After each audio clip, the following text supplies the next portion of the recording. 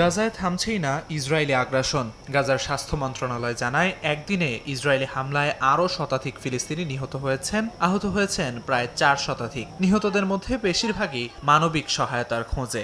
একই সময়ে অনাহারে মৃতের সংখ্যাও উদ্বেগজনক, যার মধ্যে বেশিরভাগই শিশু।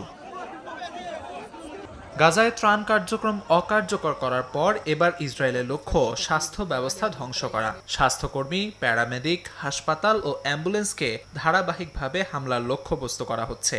এই পরিস্থিতিকে মেডিসাইড বলে আখ্যা দিয়েছে জাতিসংঘের বিশেষজ্ঞ দল। স্বাস্থ্যকর্মীদের আটক করে অনাহারে রেখে চিকিৎসা ব্যবস্থা ধ্বংস করা হচ্ছে, যা গণহত্যার আরও একটি কৌশল বলেই মনে করছেন তারা। পরিসংখ্যান বলছে, গাজায় 55,000 অন্তঃসত্ত্বা নারী অপুষ্টিতে ভুগছেন। এ অবস্থায় অবিলম্বে স্বাস্থ্যসেবা নিশ্চিতে ব্যবস্থা গ্রহণের পরামর্শ বিশ্ব স্বাস্থ্য সংস্থার প্রধান তেদ্রোস আধানমের।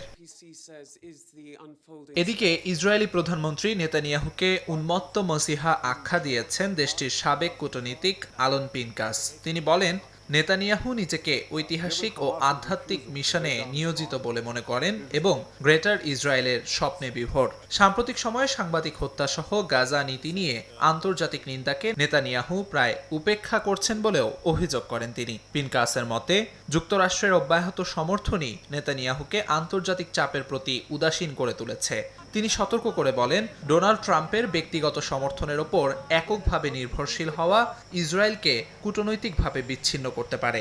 এ পরিস্থিতিতেই যুদ্ধবিরতি নিয়ে আলোচনার জন্য মিশরে পৌঁছেছে হামাসের প্রতিনিধি দল।